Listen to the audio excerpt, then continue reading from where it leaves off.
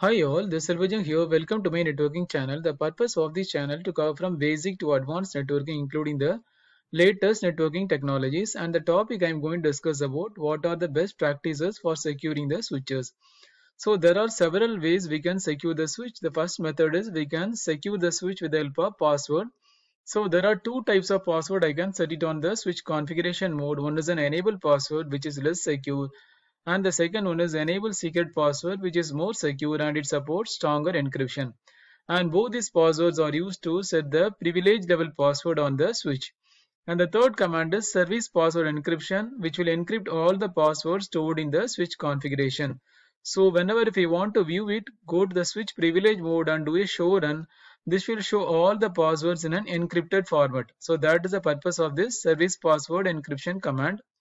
And the next one is system banner. This is a message, it's a warning message to warn unauthorized users from gaining access to the network.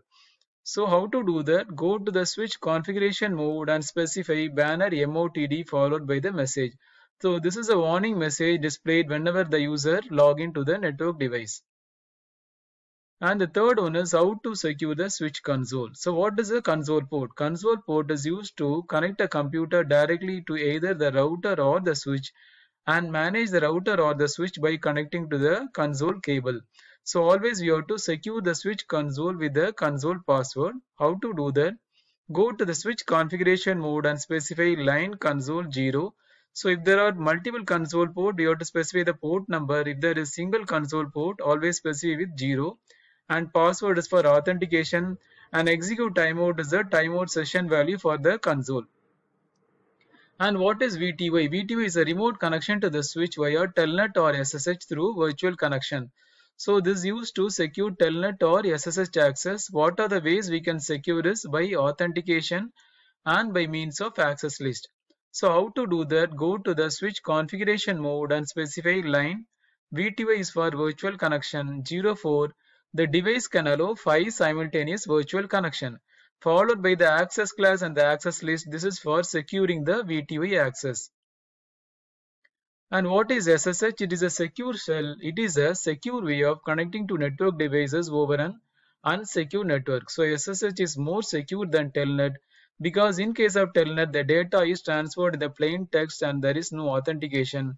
In case of SSH, it uses encryption, more secure, and it supports strong authentication. So always SSH is preferred over Telnet. And what is SNMP? SNMP is a simple network management protocol to monitor all the network devices from a single management system. So what are the ways we can secure is always we have to restrict read-write SNMP access. In the sense we have to always allow SNMP read-only access, and always you have to change the default community string of SNMP from public to some other value. And also we can secure the SNMP with access list. And what are the ways we can secure unused switch port? By shutting down the unused port. So we have to go to the corresponding interface mode and do a shutdown to shut down the unused port. And every access port on the switch should be configured with switch port mode access. And the third thing is port security, which is used to control the port based upon the MAC address. So it is used to do a MAC lock on the port. And how to secure STP operation by BPDU guard feature. So BPDU guard feature is used to protect the integrity of the ports configured with the port pass. And another way to secure STP is BPDU filter. This is used to prevent an unexpected BPDU. So these are the ways I can secure the STP operation. And what is CDP? Is a Cisco discovery protocol in which used to discover the neighboring devices or the directly connected network devices. So how it is discovered is CDP advertisements are sent out every 60 seconds when it is enabled.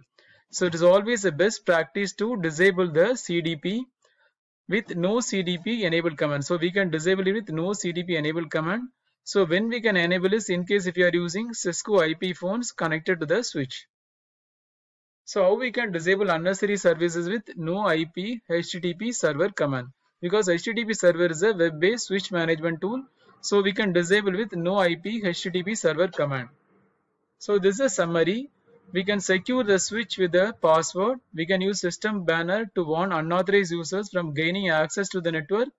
And we can secure the switch console with a console password. And also we can secure the VTY access with the access list, and always prefer SSH is preferred over Telnet, and we have to secure SNMP access with the access list, or only we have to allow SNMP read-only access, and we can secure the unused switch ports by shutting down the unused switch port, and all the access ports on the switch should be configured with switch port mode access. And we can secure the STP operation with the BPDU guard and the root guard. And how to secure CDP is with no CDP enabled command, and we can disable any unnecessary services. So these are the ways we can secure the switch, and these are the hardening policy to strengthen the switch security. I hope you understood. Thanks for watching. Please subscribe me for more videos. Thank you.